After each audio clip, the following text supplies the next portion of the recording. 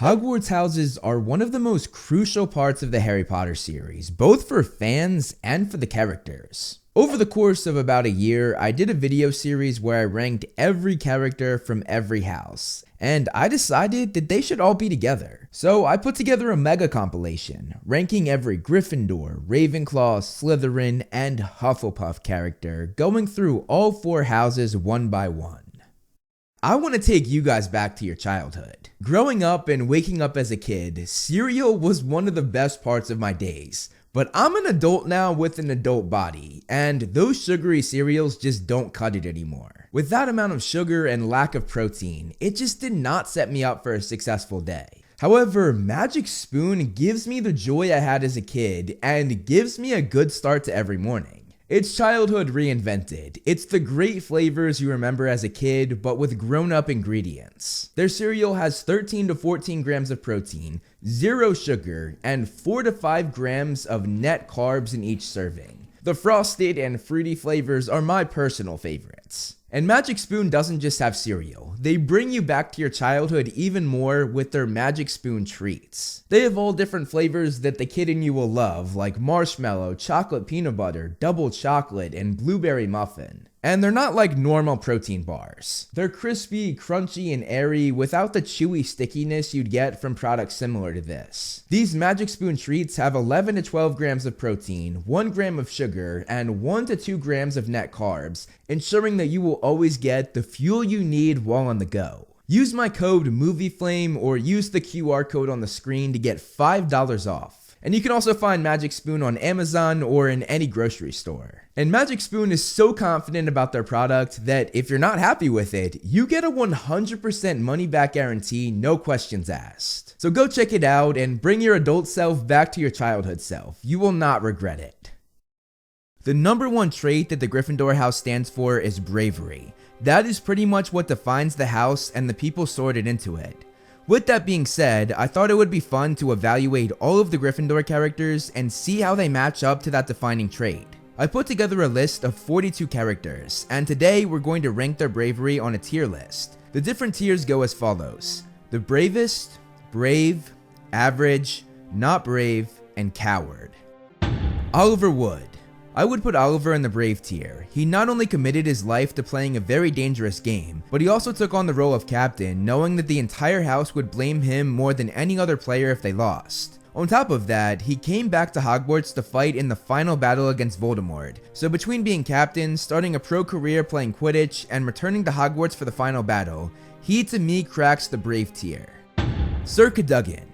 This might surprise some people, but he's going in the bravest tier. While living, he was one of the Knights of the Round Table with Merlin, whom he had befriended in the Middle Ages. Cadogan's fight with the Wyvern of Wye is what really makes him be in this tier though, because the first time he fought the dragon-like beast, his horse was killed, his sword, wand, and visor were all destroyed, and Cadogan just barely escaped with his life.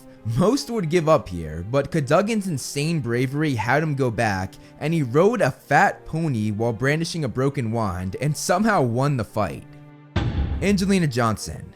I would say that Angelina is also in the brave tier, which again might surprise some people. She, like Oliver, played the dangerous game of Quidditch, and she too became captain of the team, which again takes on all of the responsibility of a loss. On top of that, she too returned to participate in the Battle of Hogwarts like Oliver. But the thing that's actually going to make me put her ahead of Oliver here is the fact that she tried to enter the Triwizard Tournament. Entering that tournament takes a ton of bravery, which I think warrants her being ahead of Oliver when paired with everything else I listed. Seamus Finnegan.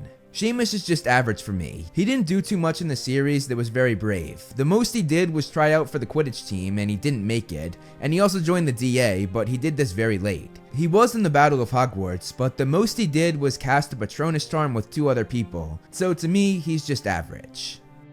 Remus Lupin. Lupin showed some cowardly traits as a student, first not having the bravery to tell his friends that he was a werewolf, and even more, he didn't have the bravery to stand up to his friends and tell them to stop bullying, despite the fact that he hated when they did this, and despite the fact that it was literally his job to do this as a prefect. However, in his adulthood, Lupin joined the Order of the Phoenix 2 different times, both for the First and Second Wizarding War. He took on some of the most dangerous tasks the Order had to offer, like going underground as a spy among the werewolves. This showed even more bravery, as he was risking seeing the werewolf's leader Fenrir Greyback, the very man that bit Remus as a kid, to make him a werewolf. If we look at just Remus's childhood, I would say he goes in the not brave tier, but as an adult, I would say he's in the bravest tier. So I'm going to put Remus in just the brave tier. I think his bravery as an adult outdoes his unbrave actions as a kid, so he skips over average and goes to the second highest tier.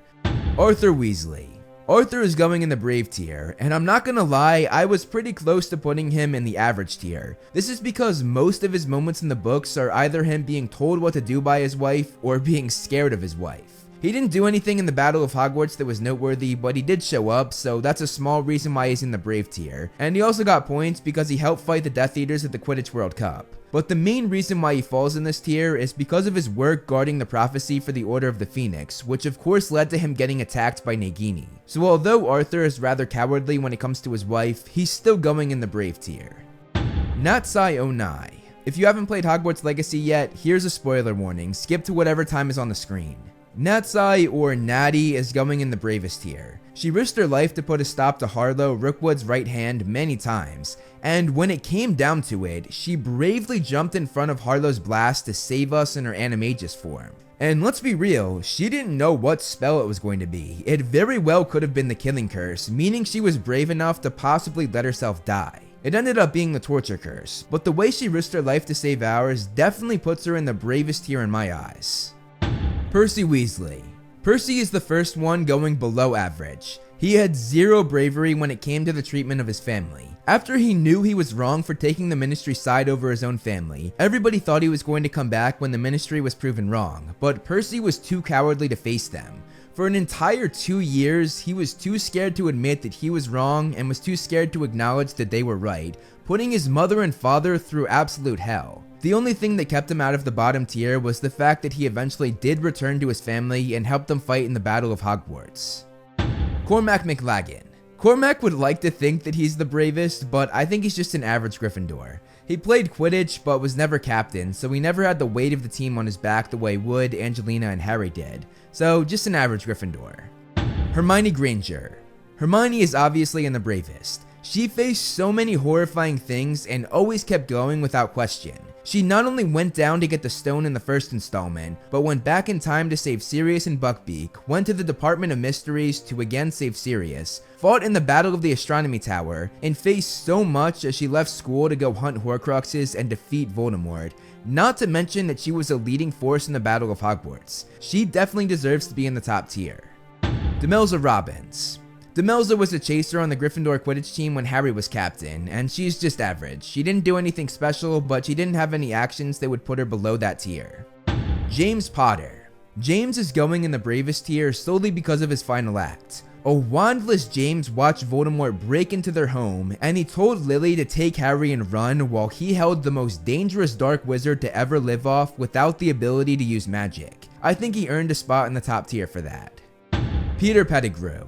Pettigrew is going in the coward tier at the very bottom, which I pretty much only made for him. He's not just the most cowardly character in Gryffindor, but possibly in the whole series. He constantly hid behind people who were more powerful than him. First it was the Marauders, and then it was Voldemort. On top of that, every movement, every word he speaks, everything he does just invokes cowardice. He was so cowardly that he spent 13 years as a freaking rat. Who would want to do that? He definitely deserves to be in the bottom tier. I really don't even know how he was sorted into Gryffindor in the first place. Molly Weasley. Molly is going in the brave tier. She joined the Order of the Phoenix, but didn't take on too many dangerous jobs as she was at home taking care of the family. However, Molly stepping up to Bellatrix and killing her had to put her in this tier. That being said though, that's really the only brave thing that she did, so I couldn't put her any higher. But remember, that's not a knock on her. She was a great mother, making sure her family was alright at home. That in itself is special and honestly outdoes bravery in my book. Nearly Headless Nick. Nick is going in the not brave tier. This is because of his fear of death, which he himself admitted to Harry at the end of the 5th book. Most people do fear this, but Nick went a step farther. Before dying, he had gone out of his way to ensure that he did not go on when he died. He instead opted to become a ghost for the rest of time. This to me is very unbrave, and I think it warrants him being below average compared to other Gryffindors. Jimmy Peaks. Jimmy was another player on Harry's Gryffindor Quidditch team, and not much is known about him other than the fact that he played beater, so I'm going to put him in the average tier. Dean Thomas. Dean is going in the brave tier. The main thing that made me put him here was what he did in the final battle. He played a bigger role than most as he fought a number of strong opponents like Antonin Dolohov and Travers, some of the most deadly Death Eaters in the series. This to me warrants him being above his friend Seamus, who as I said pretty much only cast a Patronus charm during the battle. So Dean is going in the brave tier. Ron Weasley. Ron is obviously in the bravest tier. He, like Hermione, faced so many dangerous obstacles and never backed down. His heroics with a chessboard was so brave, not to mention facing the Acromantulas, renditions of Ron's greatest fear spiders. And there are so many other brave tasks, like going to the Department of Mysteries, hunting Horcruxes, and playing a huge role in the Battle of Hogwarts. He belongs in the top tier. Romilda Vane. Romilda is going in the average tier. She's just a normal Gryffindor, but she might be closer to the next tier than a lot of others in the middle solely because of her bravery going up to talk to Harry and also having the bravery to slip him a love potion, but I certainly don't think that warrants her being in the brave tier. She's just average. Minerva McGonagall. McGonagall is an obvious to go in the top tier. She's one of the bravest characters in the series, facing so many different threats, from the Aurors that tried to arrest Hagrid, which actually left her hospitalized, to making Death Eaters run in fear of her during the Battle of the Astronomy Tower, and of course facing so many Death Eaters during the Battle of Hogwarts, including fighting Snape, who she knew was incredibly skilled. McGonagall is for sure in the bravest tier. Katie Bell. Katie is going in the average tier. She was never a Quidditch captain, and although she did show up for the Battle of Hogwarts, she did not do anything noteworthy. Although I will give her credit, it took guts to show up to the fight even after she graduated. She didn't have to be there. George Weasley. George is going in the bravest tier. Semi-destroying the school before his grand exit took a lot of bravery, and just breaking school rules in general and pulling pranks throughout his entire time of Hogwarts also shows a lot of bravery. However, the thing that really showed off how brave he is and also how resilient he is the fact that he kept fighting in the final battle even after losing his twin brother, and he even took down Yaxley in the end, a very powerful Death Eater. Fred Weasley. Fred is also going in the brave tier for many of the same reasons, especially fighting in the Battle of Hogwarts and facing the imperious Minister of Magic Pius Thicknesse moments before he lost his life. Sirius Black. Sirius is going in the brave tier because throughout his character arc, there is a lot of recklessness, whether it was during his childhood or in his adulthood, and that recklessness for me translates to bravery. He recklessly went to the Department of Mysteries where he lost his life. However, while recklessness to me is bravery, I think it's a weaker form of bravery, so that's why he didn't crack the top tier. Neville Longbottom. Neville started out as sort of a coward, always having the worst things happen to him. However, even in the first book, he showed bravery by standing up to the trio, and this bravery that had always been there would just become more and more prevalent until he became arguably the bravest character to participate in the Battle of Hogwarts. He stood up to Voldemort himself, and he became incredibly important when he killed Nagini, the final Horcrux. Dennis Creevey. Not much is known about Dennis, Colin Creevey's younger brother, so I'll just put him in the average tier. Lavender Brown. Lavender is going in the average tier. I hate to be that guy given how her story ended up, but she didn't do that many brave things. She joined the DA, but so did many others who were in the average tier. And she did fight in the Battle of Hogwarts where she probably lost her life, but she didn't die fighting. She accidentally fell from a balcony and landed next to Greyback, who most likely killed her. So yeah, it's a sad and dark take, but I think she's just average. Harry Potter. Harry is in the bravest tier, and I'm going to put him at the very front. He is the bravest character in the series in my eyes. He faced so much at such a young age, from Voldemort to Voldemort and Quirrell, to Tom Riddle, to a freaking Basilisk, Dementors, all of the tasks in the Triwizard Tournament, Voldemort again, this time accompanied by his Death Eaters, everything in the Department of Mysteries, Inferi, and so much more. The list goes on and on. I feel like I don't even have to argue anymore. I think all of you agree with me that Harry is the bravest character in the series. Bill Weasley.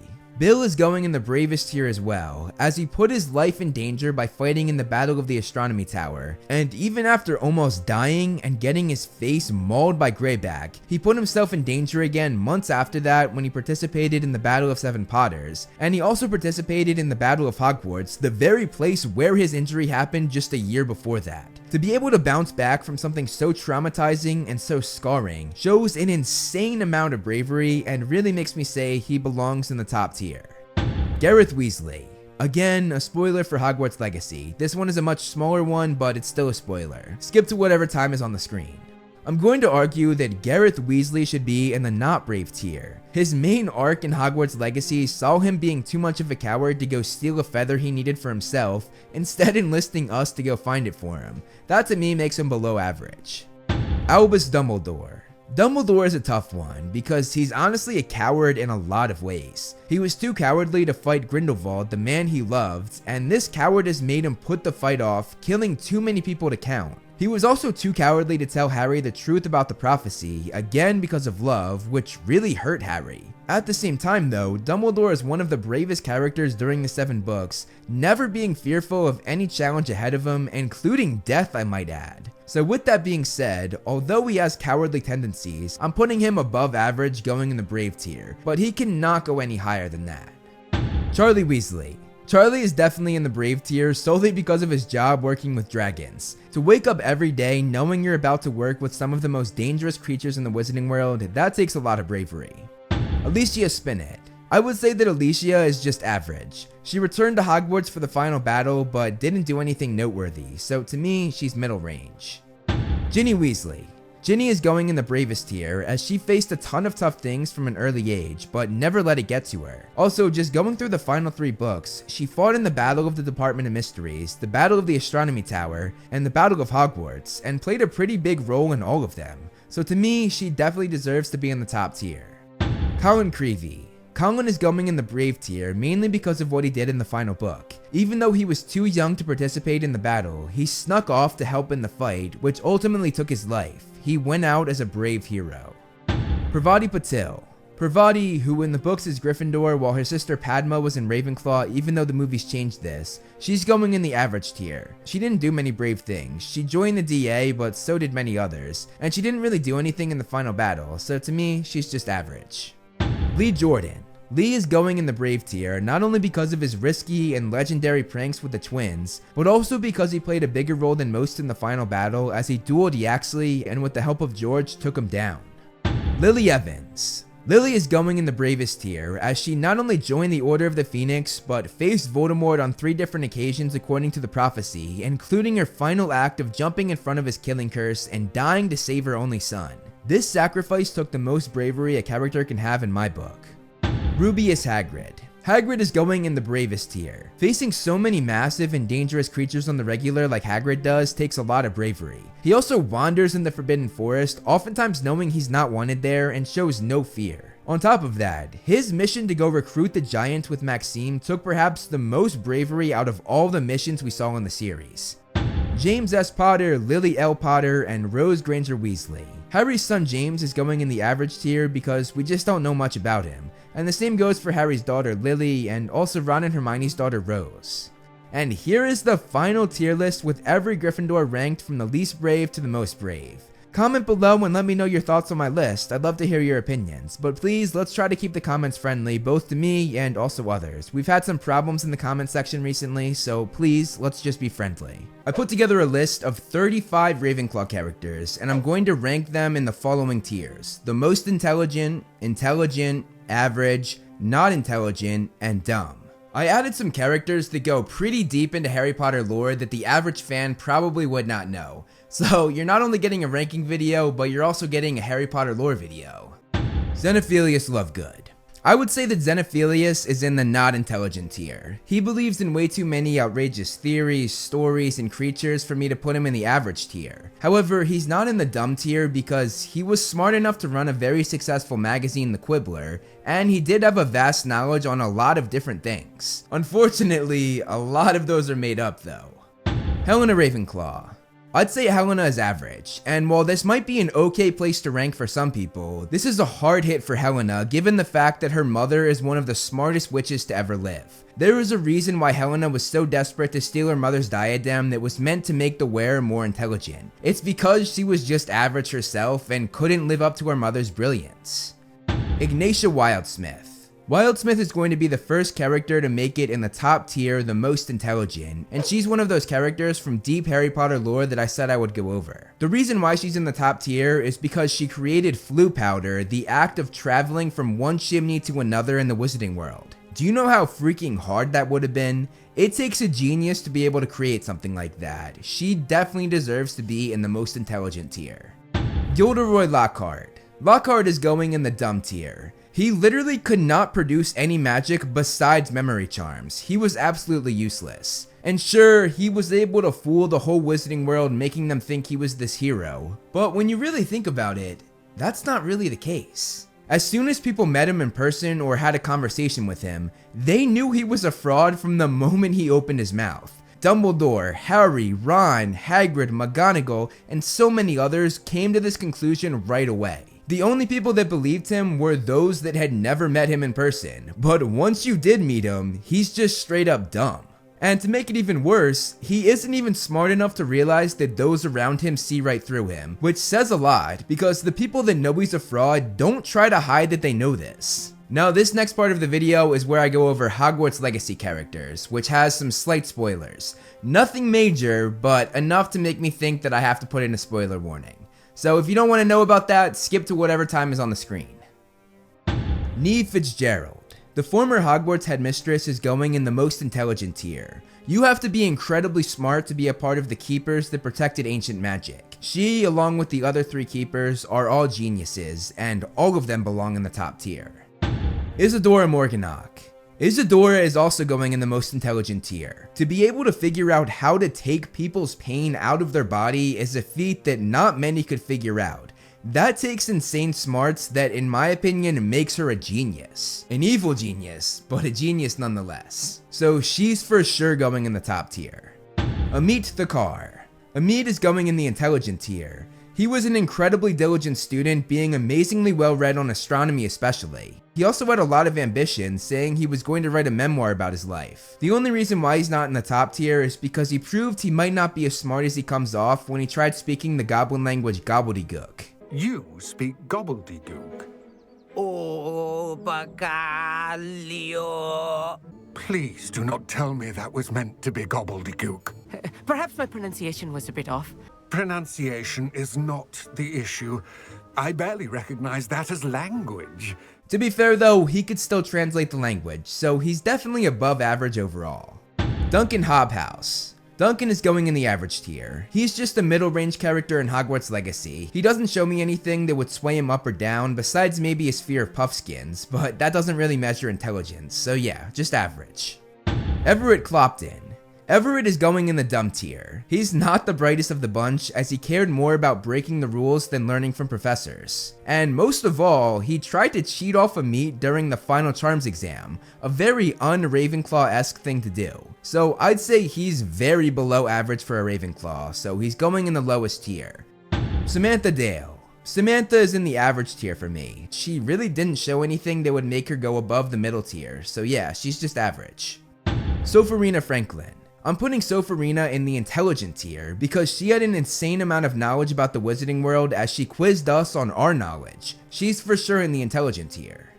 Serona Ryan. I would say that Serona is in the average tier, and to be honest, I considered putting her in the not intelligent tier, mainly because she just runs a pub. Like, that's all she amounted to.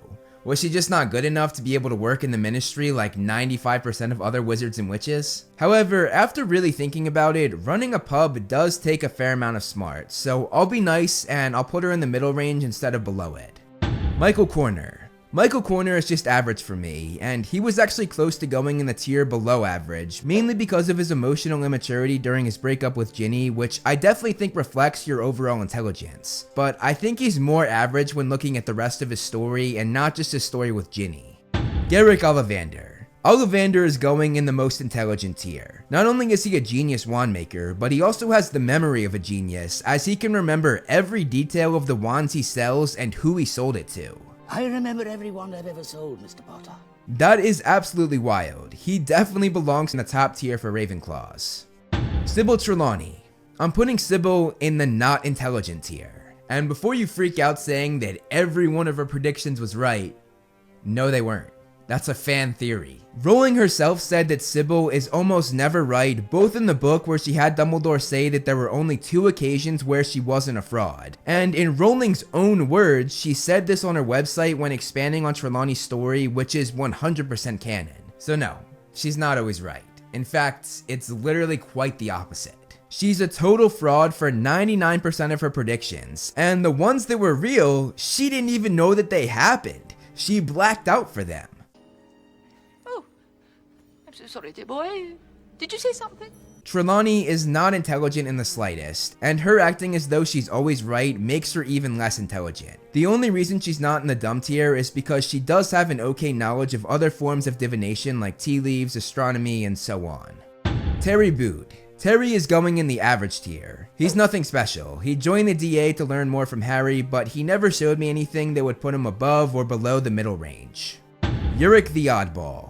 This dude is as dumb as they come. He is for sure going in the dumb tier. He was best known for wearing a jellyfish on his head, but he did a lot of other dumb things on top of that. He had 50 pet auguries in his home whose cry is supposed to foretell death, which by the way is not the case. It literally just tells you when rain is coming. But when he heard his birds predicting the rain, he woke up and believed that he was dead and had become a ghost. And he then proceeded to try to walk through a wall, knocked himself out, and gave himself a 10-day long concussion. He for sure belongs at the bottom of the bottom tier. He is an absolute idiot. Quirnus Quirrell. I'm putting Quirrell in the most intelligent tier, which might surprise some people, but Quirrell was always a very gifted student during his time at Hogwarts, and this continued into adulthood as he was always one of the top professors during his time as the Muggle Studies teacher. And adding to that, we have the thing that really made me realize he should be in the top tier. He was able to break into Gringotts single-handedly, which is absolutely insane given how well guarded it is. At this point in the movie, he had Voldemort on the back of his head, but at this point in the book, he did not have Voldemort, so he was literally all alone and did all of this by himself. The trio needed the help of someone who had worked at the bank for many years to pull this off, so Quirrell doing this on his own is wild. To me, that for sure puts him in the top tier. Marcus Belby. Marcus came from a very pristine family, his uncle being a celebrated Order of Merlin award winner, but he got none of his family's intelligence. I'm putting him in the not intelligent tier. Despite coming from a very smart family, he's definitely below average, especially compared to where the standard is for Ravenclaw's intelligence. Eddie Carmichael. Eddie is going in the intelligent tier simply because the main thing we know about him is that he got 9 outstanding OWLs, the best grade you can get. And on top of the outstanding grades, 9 OWLs is a very impressive number. However, he's not going in the top tier because he was convinced that the only reason he saw these results was because of Barufio's brain elixir, a scam of a potion that's said to make the user's brain power go up, but this was not proven to be true. So Eddie might just be a really good test taker, but nevertheless, he's well above average in my book.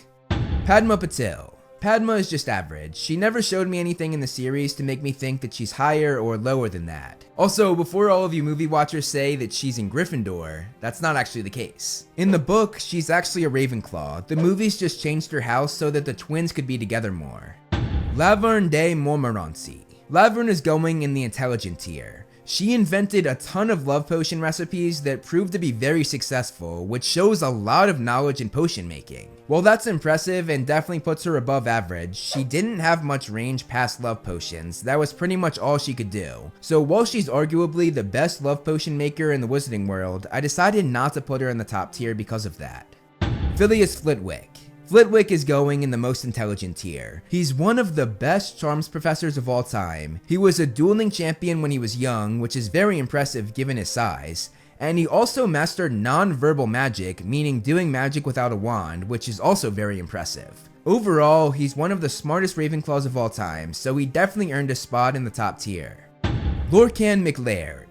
Lorcan is going in the average tier. He was a minister of magic for some time, but he was no genius. He was known for being an eccentric who did odd things unbecoming of an intellect, like being obsessed with communicating by blowing puffs of smoke instead of just talking. And he was actually kicked out of office for his eccentrics, as people had had enough of his behavior that was normally associated with someone not very smart. Nevertheless though, the fact that he was elected into the top role makes me say that he's at least average. Luna Lovegood. As much as I love Luna, I can't put her any higher than the average tier, and even that is being generous. It hurts me to say this because I love Luna so much, but she shows tendencies of someone who just isn't that intelligent. Like her father, she believes in wild theories that have no basis, despite the fact that every bit of evidence points to the opposite viewpoint. I think she's above her father, going in the middle range, because I think she was raised to have that mindset, and overall she's gifted in a lot of other ways. So Luna is going in the average tier. Basil Franzik. Franzik was a Hogwarts headmaster 2 appointments before Dumbledore, and he was a very good headmaster. He did a lot of good things for the school and brought a lot of great ideas forward to make it a better place, which makes me say he's above average, so I'm putting him in the intelligent tier. Hector Fawley. Fawley was another minister of magic, and he honestly did not live up to the Ravenclaw standard, especially when looking at how high his role in government was. He did not take Grindelwald's threat seriously, leading to Gellert's campaign that killed thousands of people that died because of Fawley's negligence. That seems like someone pretty freaking dumb to me, so he is going in the not intelligent tier. Roger Davies. Roger Davies is also going in the not intelligent tier. He's just your average, popular, good-looking jock, as he was captain of the Ravenclaw Quidditch team and Fleur's date to the Yule Ball. And that's about all you can say about him, because his schoolwork did not paint him in as good of a light as his popularity did. So for me, he's below the average Ravenclaw in intelligence. Perpetua Fancourt. Fancourt is going in the top tier, as she was the inventor of the Lunascope, an incredible invention that allowed wizards to study and analyze the different phases of the moon. She revolutionized the way the wizarding world went about astronomy, so for that, she's going in the most intelligent tier. Myrtle Warren. Myrtle for me is average. She's a bit emotionally immature, which almost made me put her in the not intelligent tier, but when I really thought about it, I think she deserves to be in the middle range, but at the bottom of the middle range. Millicent Bagnold. Millicent was the Minister of Magic during the time of Voldemort's first reign of terror, and after stepping in for someone who was incapable of meeting Voldemort's threat, she did a pretty good job meeting him stride for stride. She was intelligent enough to admit that she needed help, enlisting the help of Barty Crouch, and together they took masses of Voldemort's Death Eaters down. Looking at all of this, I think she belongs in the intelligent tier. It takes someone pretty freaking smart to admit that they need help, which is exactly what she did, and is exactly what her predecessor did not do. Anthony Goldstein. I'm putting Anthony in the intelligent tier. He was a model student while at Hogwarts, getting good grades, setting a good example for younger students, and he was chosen to become a prefect in his 5th year. For that, I think he's above average when compared to most other Ravenclaws. Penelope Clearwater. Penelope is also going in the intelligent tier, as she too was a model student. She was also made a prefect, and she dated Percy Weasley, who she would often have very intellectual conversations with. I think she too deserves to be above average on this tier list. Cho Chang. Cho was just average in my opinion, so I'm putting her in the middle range. She never really showed anything that would make her go higher or lower, besides maybe her emotional immaturity during her breakup with Harry, but I think that was more the result of her PTSD after Cedric's death, so I won't hold that against her. So yeah, she's just average. Marietta Edgecombe. I think Marietta is also average, as she too did not show me anything that would make her go higher or lower. She was a snitch, but I don't think that has anything to do with intelligence. And anyway, she got her comeuppance for ratting the DA out courtesy of Hermione Granger. Yikes. And there it is, all Ravenclaw characters ranked from the most intelligent to the least intelligent. Here's a look at the final tier list. Let me know what you think of my ranking in the comments below. Do you agree? Do you disagree? I'm excited to hear you guys' thoughts. Today we're focusing on Slytherins, and I actually put a lot of thought into how to rank them. Their main traits are ambition, leadership, self-preservation, cunning, and resourcefulness. I wasn't sure which of these to do, and honestly, I didn't think that any of them would make for an interesting enough video. Instead, I decided to rank them on evilness, which is actually a pretty common trait with Slytherin House. There's not a witch or wizard who went bad who wasn't in Slytherin. This will also give me a chance to prove to people that not all Slytherins are bad.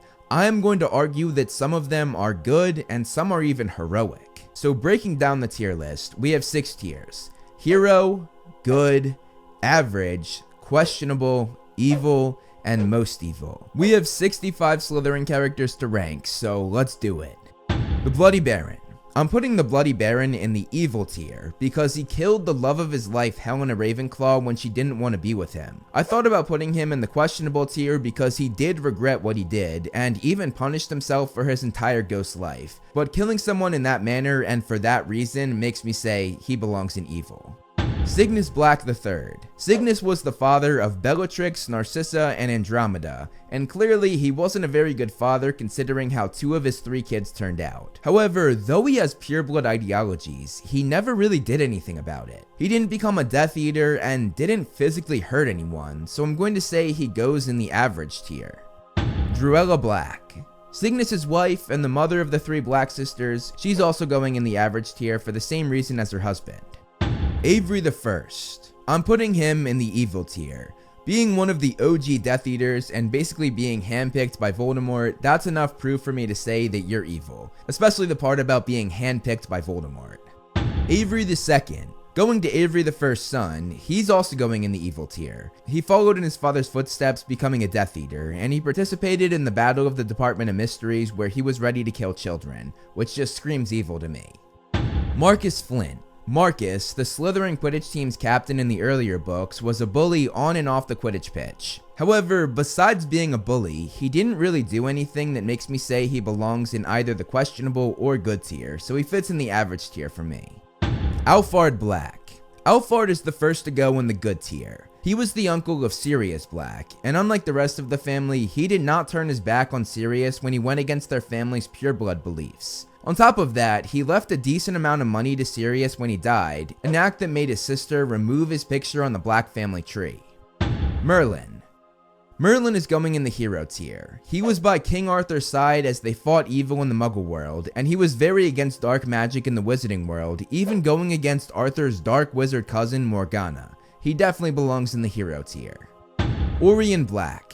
Orion is Sirius and Regulus's father, and he's the first to go in the questionable tier. He never became a Death Eater himself, but he fully approved of his son Regulus becoming one, and was very proud when he joined Voldemort's ranks. Walburga Black. Walburga, Orion's wife and Regulus and Sirius's mother, is also going in the questionable tier for the same reasons as her husband, being proud and encouraging her son to become a Death Eater. Adrian Pusey.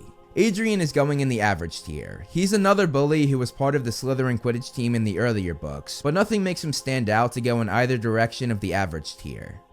Mulciber the First. Mulciber was another one of the OG Death Eaters handpicked by Voldemort, and for that, he's going in the evil tier. Mulciber the Second. Mulciber II followed in his father's footsteps, becoming a Death Eater. Like Avery II, he also tried to kill kids during the Battle of the Department of Mysteries, which makes me say he's going in the evil tier. Nicholas Malfoy. Nicholas, who was an ancestor of Draco Malfoy, is going in the most evil tier. This is because he spread the Black Death or the bubonic plague in the Muggle world, killing too many Muggles to count. Araminta Melliflua Black. Araminta is going in the most evil tier. There are purebloods who hate Muggles, and then there's Araminta. She proposed to the Ministry of Magic that they should make Muggle hunting legal. I feel like nothing else has to be said. She's most definitely in the most evil tier. Millicent Bulstrode. Millicent was a bully, and the worst thing she did was put Hermione in a headlock during the dueling club. But to me, she's just an average Slytherin. She didn't do anything to make me question her evilness, so she's going in the average tier. Peregrine Derek. Peregrine is also going in the average tier. He's another one of the original members of the Slytherin Quidditch team. He too was a bully, but he never did anything to make me say he should go up a tier or down a tier. Corvinus Gaunt. Corvinus is going in the evil tier. He's best known for finding the Chamber of Secrets years before Voldemort did, and he ensured that others could find it after the bathroom was put on top of the entrance, adding the snake on the sink. He basically made sure that there was still a chance for the basilisk to kill Muggleborns. Though considering that he didn't release the beast himself, it made me say he's in the evil tier rather than the most evil tier. Daphne Greengrass. Daphne was part of Pansy Parkinson's Slytherin group, who were known for being bullies, but being a bully is pretty average for a Slytherin, so that's where she's going, in the average tier. Astoria Greengrass. Moving to Daphne's sister, Astoria is going in the good tier. She became the wife of Draco Malfoy, and following the Battle of Hogwarts, she decided to put her family's pureblood beliefs behind her and vowed to raise her and Draco's son Scorpius free of that prejudice. Harper. Harper was another Slytherin Quidditch team player, and he played dirty, but that's another average act for a Slytherin in my book, so like his teammates, he's going in the average tier. Lestrange. Lestrange is another one of the OG Death Eaters handpicked by Voldemort, and like his comrades, he's going in the evil tier. Nott. Nott is in the same boat as Lestrange, being an OG Death Eater, and I'm sure you can guess where he's going, right in the evil tier. Theodore Nott. Moving from father to son, Theodore would have been in the average tier if we were just going by the 7 books, but this changes in The Cursed Child, which I hate to reference because it's just awful, but according to Rowling, it is canon. In the stage play, Nott dueled Harry, who was an Auror at the time, and he was arrested for illegally creating a time turner. This makes me say he should be in the questionable tier.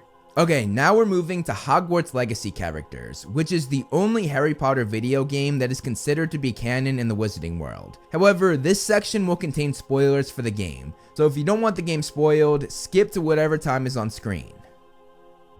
Charles Rookwood.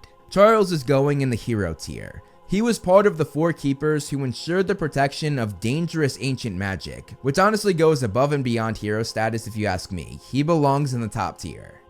Victor Rookwood.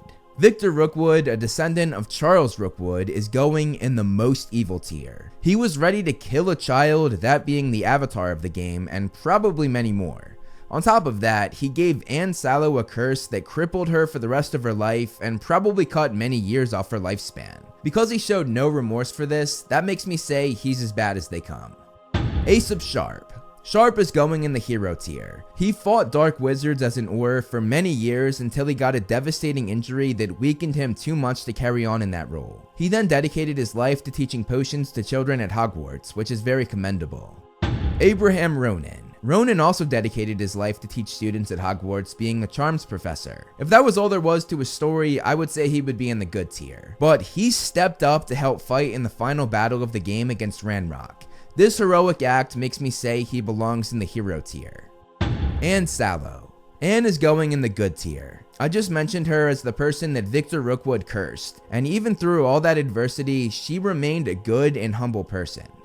Sebastian Sallow. Sebastian is a tough one. He wanted nothing more than to heal his sister Anne, and when his uncle destroyed the only thing he thought could do that, he killed him. Despite that, I'm going to put him in the questionable tier. And I know what a lot of you are thinking, but Morgan, you put the Bloody Baron in the evil tier because he killed someone. And though that's true, I put a lot of thought into this ranking for Sebastian. The Bloody Baron murdered because he was angry that someone didn't love him, a very selfish act. Meanwhile, Sebastian killed because he was angry he couldn't save his sister, which one could say is a selfless act, though carried out in the worst way possible. To me, that makes Sebastian better than the Bloody Baron, because though both did regret their murder, Sebastian had a more selfless reason for that murder. It might be a hot take, but that's what I'm going with. Ominous Gaunt. Ominous is going in the good tier. He completely went against his evil family, who openly used the Cruciatus or torture curse on muggles. Ominous vowed to never be like his family, doing nothing but good things during his run in Hogwarts Legacy. San Bakar. Bakar is another one of the 4 keepers who worked with Charles Rookwood to protect ancient magic, which makes him pretty heroic. He was of course the one who pulled the trigger on Isadora taking her life, but he did that to pretty much save the world. I would argue that it had to be done. So despite him killing Isadora, I think he belongs in the hero tier. Phineas Nigellus Black. Phineas was the headmaster during Hogwarts Legacy, but we met him in the books long before the game came out. He was very disliked, but he did not do anything that makes me say he belongs anywhere besides the average tier. Amicus Caro. Amicus helped run Hogwarts during the Deathly Hallows, and he was not afraid to torture students with illegal curses, nor did he feel any remorse for his actions. On top of that, he encouraged Slytherin students to use illegal curses on other younger students. To me, that makes him be in the most evil tier, especially because he preyed on innocent children. Electo Caro. Electo has pretty much the same story as her brother, so she's also going in the most evil tier. Eileen Prince. Eileen is the mother of Severus Snape, and after Severus was born, she had to deal with an abusive husband. She faced many hardships, but honestly, she never did anything that would make me say she was in the good tier, so I'm gonna put her in the average tier. Terrence Higgs. Terrence was a seeker for the Slytherin Quidditch team in Book 1, and I'm putting him in the good tier. Terrence is the only Slytherin player that didn't play dirty, and honestly, that might be why he was replaced by Draco Malfoy the following year. Either that or he graduated, but either way, he was better than the average Slytherin. Graham Montague. Moving from a good Slytherin Quidditch player to a dirty one, Graham is going in the average tier. Gormlaith Gaunt. Gormlaith is going in the most evil tier. She is probably in the top 10 most evil characters in the wizarding world. She killed the parents of Isolde, then adopted Isolde as if she hadn't committed this crime. Then when Isolde realized how bad Gormlaith was, she escaped, and Gormlaith spent the rest of her life hunting Isolde until she finally found her. When she did find her, she tried to kill Isolde's whole family. All of the family except her 2 babies, who Gormlaith planned to raise as dark wizards. It's a good thing she was killed before she was able to do that.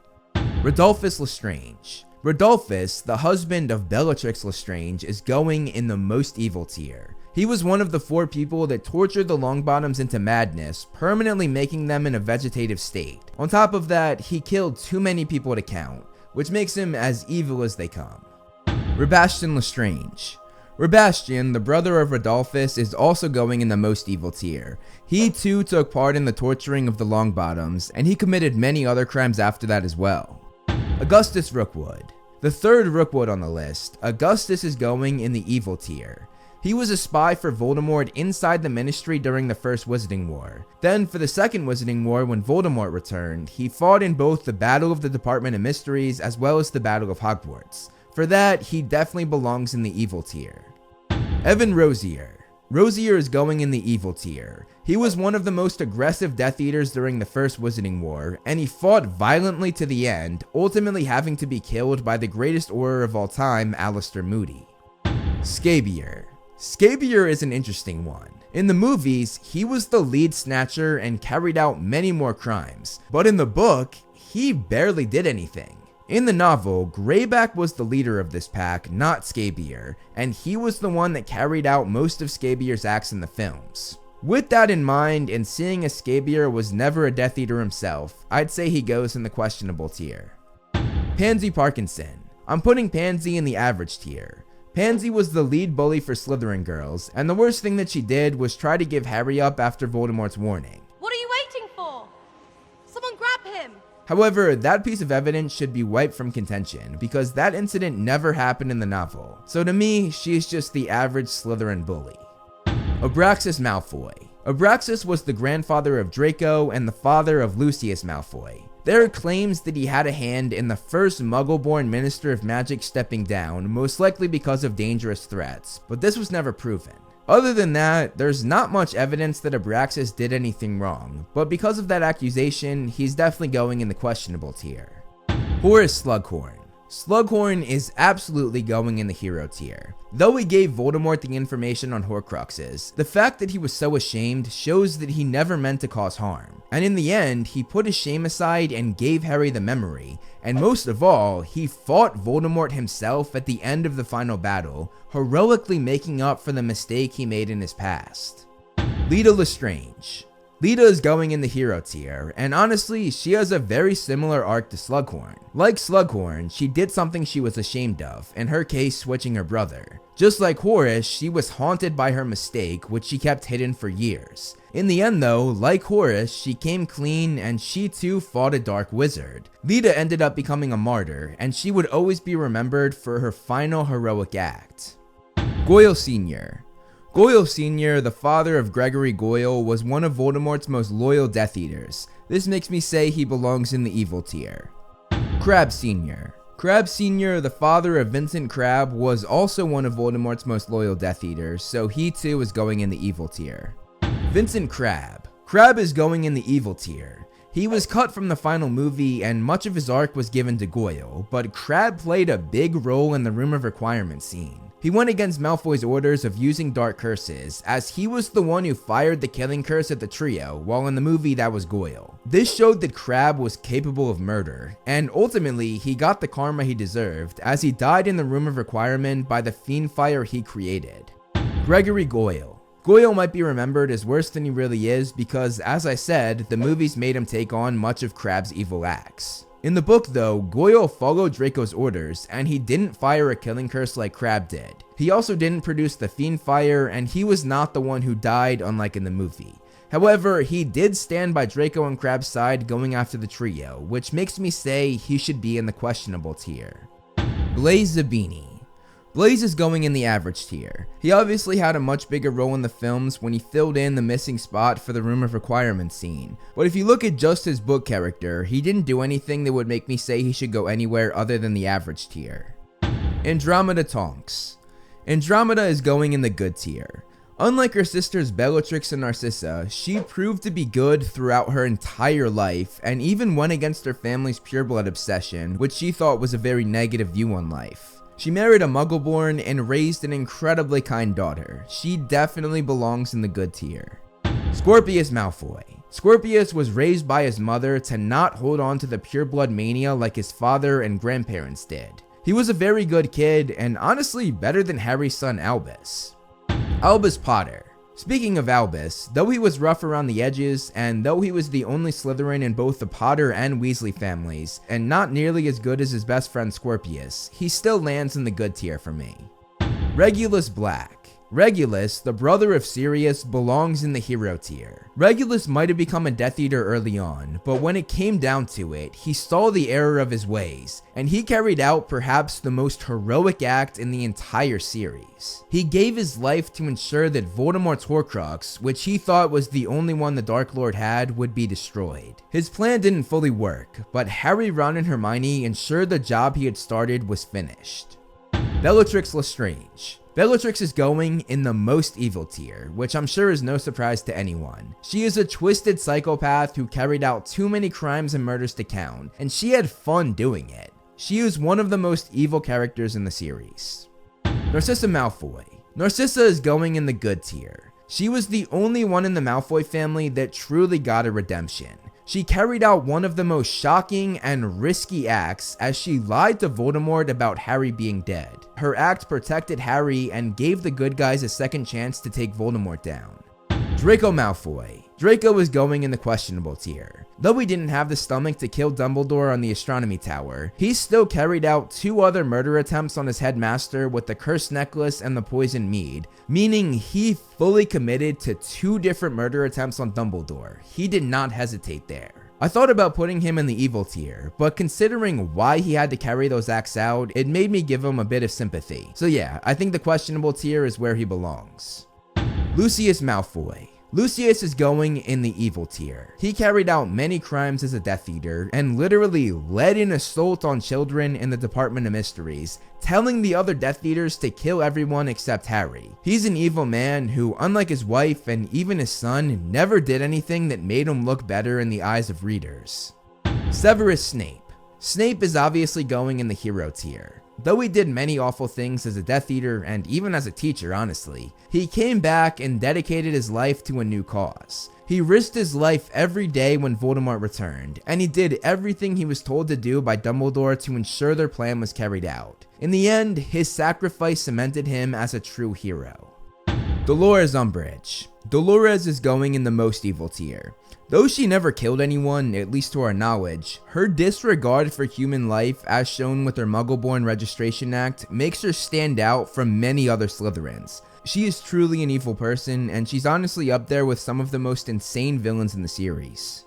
Salazar Slytherin. Slytherin is obviously going in the most evil tier. He created a chamber and put a basilisk in it, ensuring that every Muggleborn in the school would be killed. It didn't work, it only killed 1 Muggleborn, but even to make that plan is diabolical. Tom Riddle. And finally, Lord Voldemort. He's going in the most evil tier, and I don't even have to give an explanation. I think everyone would agree with this one. Now, before you guys say I missed some crucial characters, there were a few villains that were not confirmed to be in any house, meaning I could not put them in this video that was about Slytherins. This includes Barty Crouch Jr., Barty Crouch Sr., Cornelius Fudge, Marvolo Gaunt, Merope Gaunt, Morphin Gaunt, Albert Runcorn, Pius Thickness, Corbin Yaxley, Thorfinn Rao, Antonin Dollahoff, Fenrir Greyback, and Morgana. So I don't want to see any comments saying that I miss people. But anyway, here is the final tier list. Comment below and let me know what you guys think. I'm sure there will be people who fully agree with all of my rankings, and I'm sure there will be people that disagree with some of my picks. So don't be shy, let me know in the comments below. Now it's time to rank all of the Hufflepuff characters. Out of the 6 traits for Hufflepuff, I decided to go with loyalty, the most notable trait in most people's eyes. Now, I'm only going over Harry Potter characters that are in Wizarding World canon. So the books, Pottermore/Wizarding World, The Cursed Child, unfortunately, and the only game that's canon, Hogwarts Legacy. Everything other than those is excluded. I'm going to do this in a tier list format, and the tiers go as follows. Most loyal, loyal, average, somewhat loyal, and no loyalty. First up is Bunty Broadacre from the Fantastic Beasts films. Bunty is going in the most loyal tier. I don't think I've ever seen someone be more loyal to someone than Bunty is to Newt. She would literally do whatever Newt said.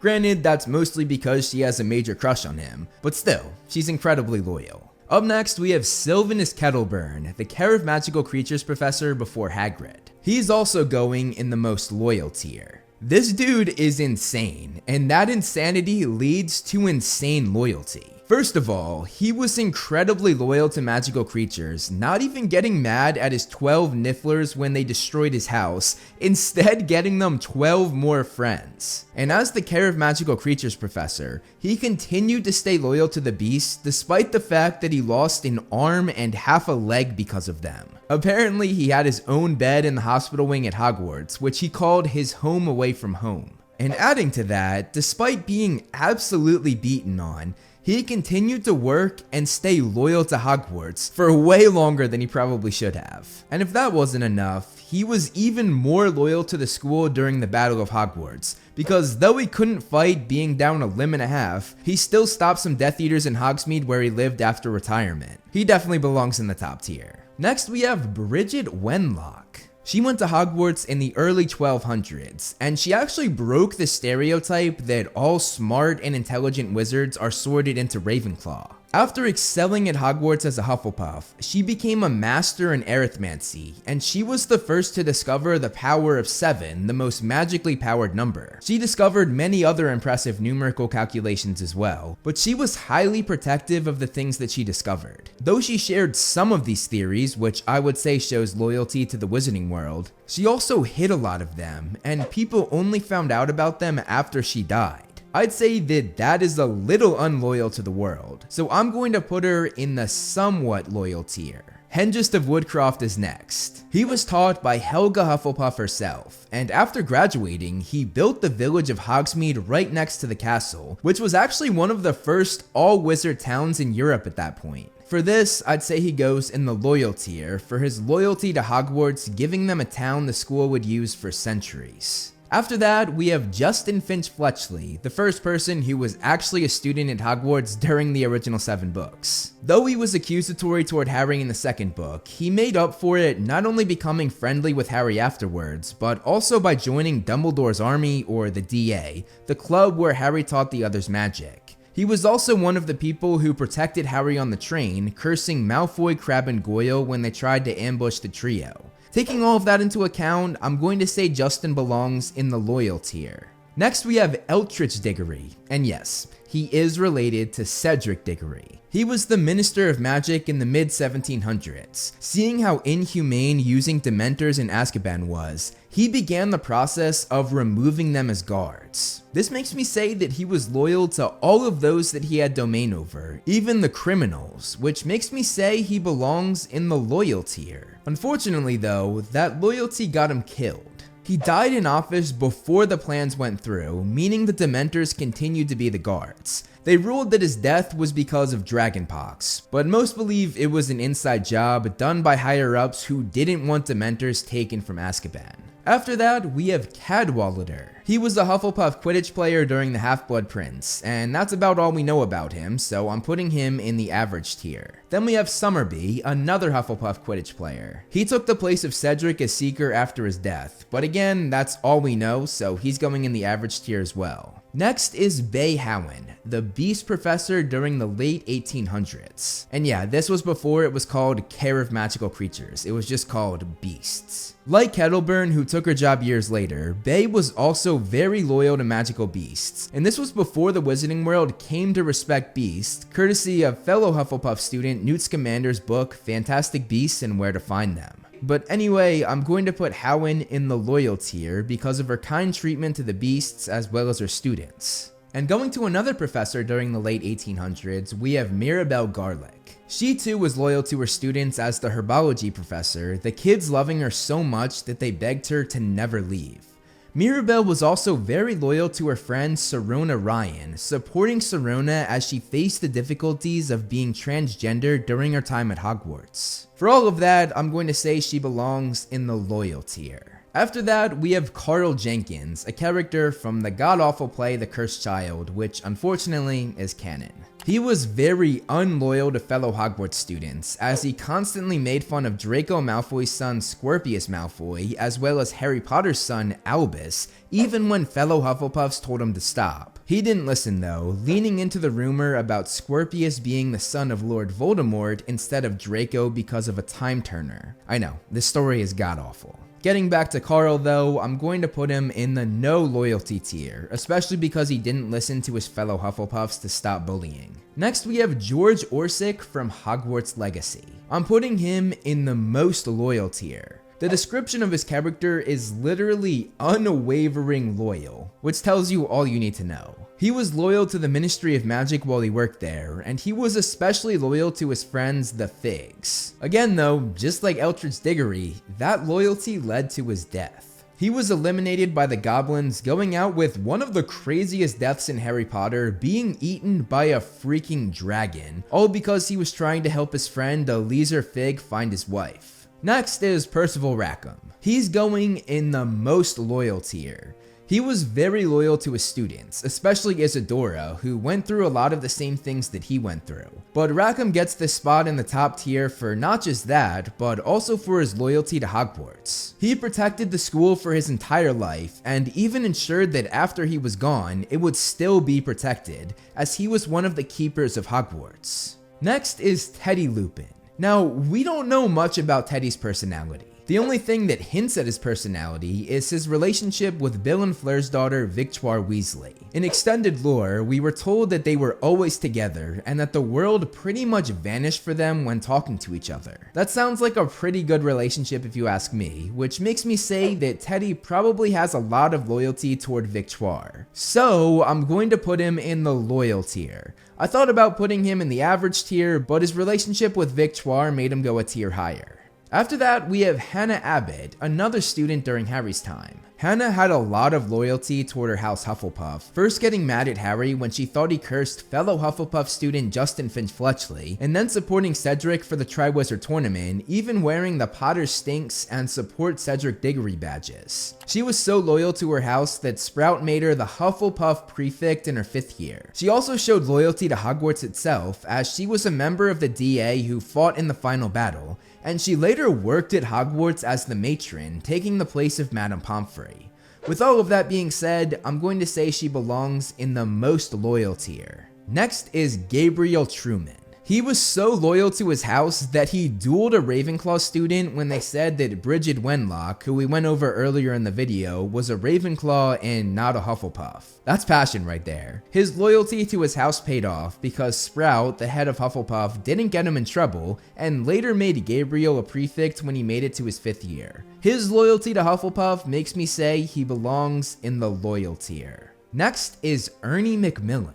Ernie was probably the most vocal about Harry being the heir of Slytherin during the Chamber of Secrets, but he made up for this by apologizing to Harry and then joining the DA. He was loyal to his fellow Dumbledore army members, even pretending he didn't hear Fred and George's plans of blowing up the school, despite the fact that he was a prefect who was supposed to put a stop to things like this. He was also one of the DA members who took Malfoy, Crabbe, and Goyle down on the train when they tried to ambush the trio. And on top of that, he fought in the Battle of Hogwarts, and again saved Harry, Ron, and Hermione by producing a Patronus charm, which saved the trio from the Dementors in the Battle of Hogwarts. In the movie, Aberforth did this, but in the book, it was the 3 DA members, Ernie, Seamus, and Luna. Looking at Ernie's loyalty to the DA, I'm going to put him in the loyal tier. After that, we have Helga Hufflepuff herself. She's obviously going into the most loyal tier. She is the reason this trait is associated with her house. She had such loyalty to the students. She took on all of those that the other 3 founders didn't want because they didn't meet their requirements, showing that she was loyal to people even when others were not.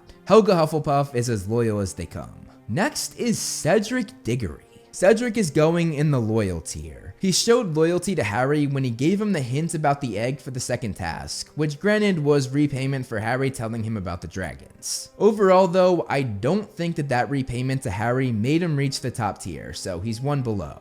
After that, we have the Fat Friar, the ghost of Hufflepuff House. He was another student taught by Helga Hufflepuff herself, and her loyalty rubbed off on him immensely. After finishing school, he spent his life helping and healing sick muggles. This was of course before the Statute of Secrecy was put into place, which is why he could do magic in front of muggles and not get in trouble. Because of his loyalty to muggles, especially those in his church, he's going in the most loyal tier. Unfortunately though, showing loyalty isn't always the best thing. Like Eldritch Diggory and George Orsic, it got him killed. The senior churchman at his church that he did so much for didn't like the way he was able to heal people, so we had him executed. Yikes, it's hard being a Hufflepuff sometimes. Next we have Dugald MacPhail. Dugald was the Minister of Magic in the late 1800s, and he had a successful term being known for creating the Night Bus.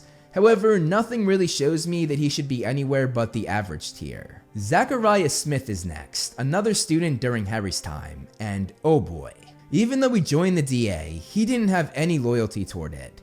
He constantly questioned Harry, asked Harry what happened the night Cedric died, and didn't take Harry's lessons seriously. At one point, Hermione even regretted letting him be in the club in the first place. He also disrespected fellow DA members when announcing a Quidditch match, doing nothing but bad-mouthing the Gryffindors. And even though he was in Dumbledore's army, he opted to go home before Dumbledore's funeral, while most other kids besides the Slytherin stayed and paid their respects. And then when it came time for the DA to step up and apply what they had been taught, Smith did not fight in the Battle of Hogwarts. Zacharias is absolutely going in the no loyalty tier. Next we have Poppy Sweeting from Hogwarts Legacy. Like a few other Hufflepuffs on this list, she was very loyal to magical beasts, even before this was expected thanks to Newt Scamander's book. Poppy actually abandoned her parents, who were poachers, and in the process released a hippogriff they were going to kill. On top of that, Poppy saved a dragon from an illegal fighting arena, and found and protected the creature's snidgets, which were thought to have gone extinct. All of this makes me say she belongs in the most loyal tier.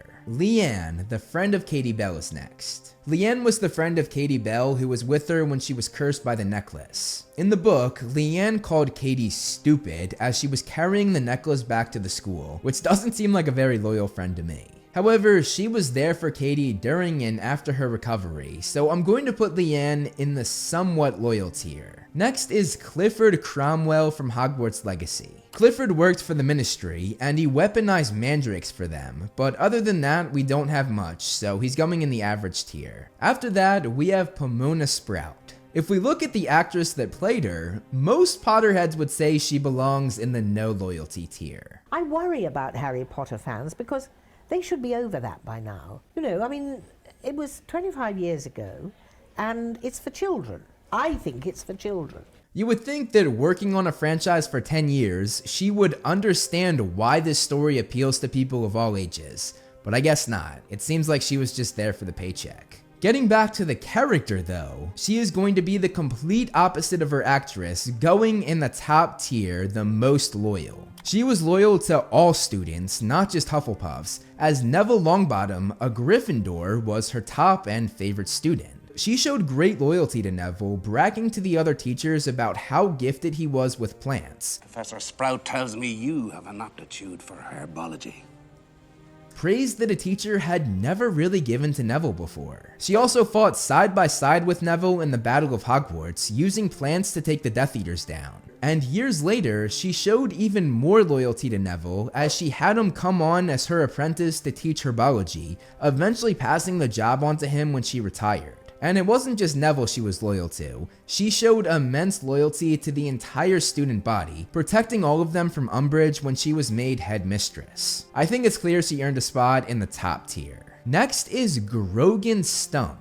Stump was the 12th Minister of Magic, and he was very loyal to the humans in the Wizarding world. They liked him so much that they elected him for at least 2 terms. However, he was not at all loyal to magical beasts, especially to those that had the same intelligence as humans. He created the Department of the Regulation and Control of Magical Creatures, which took many rights away from these intelligent species. To me, this classifies him as somewhat loyal, because he showed great loyalty to humans, but not as much for non-humans. Susan Bones is next, another student during Harry's time, who, by the way, was played by director Chris Columbus's daughter, Eleanor Columbus. There's a fun fact for you. Like a few other Hufflepuffs on this list, she joined Dumbledore's army, and she was very loyal to them, joining the 2nd DA during the events of the Deathly Hallows and fighting alongside them in the Battle of Hogwarts. To me, that makes me say she belongs in the loyal tier. After that, we have Artemisia Lufkin. She was the Minister of Magic in the late 1700s and was actually the first woman to take office. During her term, she created the Department of International Magical Cooperation, which was huge for the British Ministry of Magic. On top of that, she lobbied hard to have the Quidditch World Cup held in Britain, which she achieved. To me, it seems as though she was very successful in office and got a lot done for the British ministry and its people. This makes me say she belongs in the loyal tier. Theseus Scamander from Fantastic Beasts is next. Theseus is a tricky one. During the First World War, he went against his people's orders to not get involved, but he didn't listen, saving a lot of Muggles' lives. Some could say that him doing this and going against their orders was unloyal to the Wizarding world. However, others could say that him doing this showed loyalty to all of humanity. Ultimately, he was celebrated for his actions, even in the Wizarding world, being deemed a war hero. Theseus Scamander?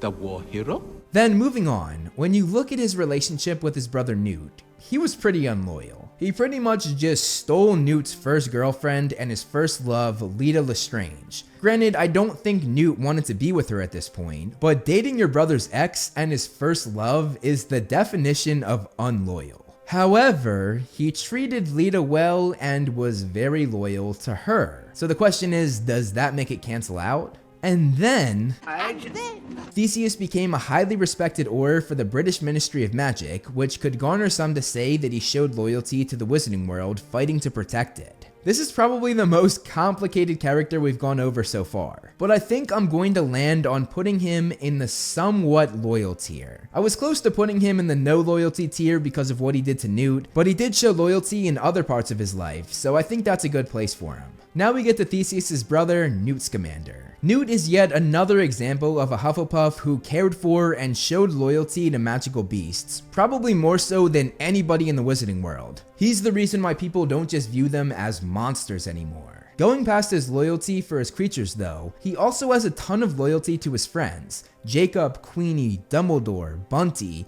and of course, Tina. Newt is one of the most loyal characters in the franchise though, so he's going in the top tier, the most loyal. And last, but certainly not least, we have Nymphadora Tonks. Nymphadora was loyal to the Order of the Phoenix, giving her life as she fought for them. On top of that, she was incredibly loyal to Lupin, even when he didn't want her or up and left while she was pregnant with their baby. She always took him back, which is the sign of true love and true loyalty. So Tonks is going in the most loyal tier. Here is a look at the final tier list of every Hufflepuff ranked from least loyal to most loyal. Comment below and let me know what you think of my picks. I'm excited to hear what you have to say. Also, now that the series is over and I've gone through all 4 houses, here's a look at all 4 house tier lists. Interestingly, Hufflepuff has way more in the top than in the bottom compared to the other houses, although Gryffindor is pretty close to this as well. I hope you guys enjoyed this series as much as I enjoyed making it. That's all I have for you guys today though, so I will see you in the next video.